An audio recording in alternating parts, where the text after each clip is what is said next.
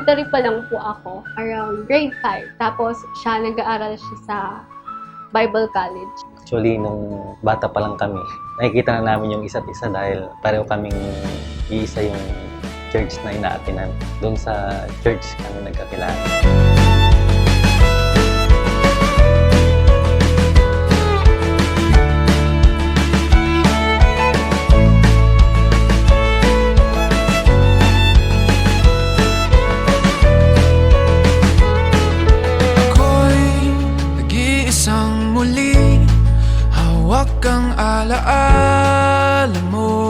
Sabi ko kay Lord, nung nag-pray ako, Lord, ang dami kong sinayang na taon sa mga maling relationships. That time, dapat binibigay ko na lang sa'yo. Sabi ko kay Lord, magsaserve na lang po ako. Okay lang sa akin, Lord, kahit di na ako mag-asawa. And I don't know that time din, nag-pray din siya desperately ng kasama niya for his lifetime. Hindi ko alam yon. That time, ko yung tao na yung parang naghahanap ako ng love. Lagi ako nagpipray kay Lord na sana dumating na din yung time na ibigay niya yung babaeng pinagpipray ko sa kanya. Kaya mo palayo sa piling ko, ikaw pa rin ang pipiliin ko. Hello, my loves. Sa wakas, andito na din tayo sa pangarap natin. Siya lang, Char. Hindi naging madali yung journey natin papunta sa araw na to. Nakaharap natin ang maraming challenges. Nahirapan tayo pero kinaya natin kasi si Lord ang center ng relationship natin. Hindi ka man perfect, yes. Tulad ko din. Pero alam mo, witness ako kung paano ka shinape ni Lord para maging isang mabuting pastor's wife. Mapalad ako kasi binigyan ka ni Lord ng isang Christian, mabait, malambing, understanding, matalino, maganda, talented, maganda. Mahal niya si Lord at may malaking puso para sa gawain ni Lord. Tandaan mo, sana palagi na mahal kita. Hindi kita pababayaan physically, mentally, emotionally, and spiritually. Hintayin kita sa altar, my love.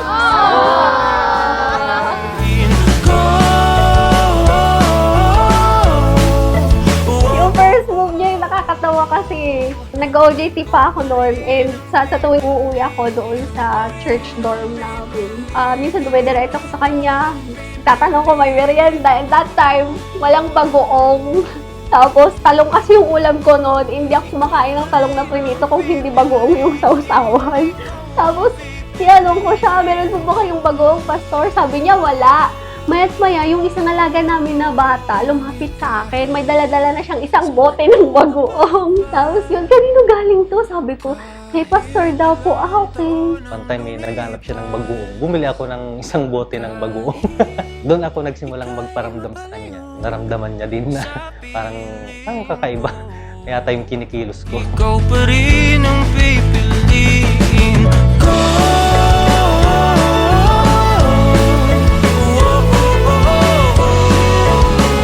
Ikaw pa rin ang pipiliin ko. Reverend Dennis Roldan R. Panelo. Funny how I look back and realize we've known each other since years ago already. More than a decade to precise.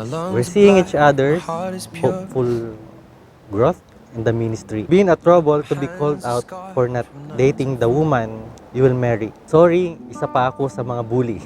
But that is how I am calling you my serendipity. I stopped asking for the right man because I felt like I wasted years dating the person. So I committed myself to God.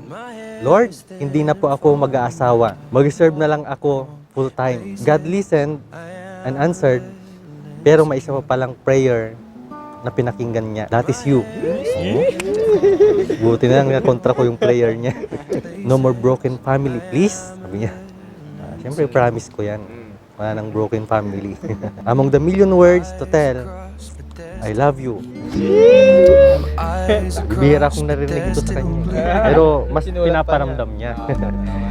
I will always tell you, thank you, Lord, for giving me this man, this gift. I go Treasure ko ito. day to day, it fluctuates. My skin is ink but faded too. Isang gabi, hindi ko makalimutan yung gabi na yun dahil niregaluhan ko siya ng hikaw saka yun din yung gabi na sinagot niya ako, December 7. Sinagot ko siya December 7 ng gabi. Yun yung time na nag-propose siya sa akin na pwede ba kitang maging girlfriend. That time, ready na rin ako na maging boyfriend siya. Baby, the best part of me is you.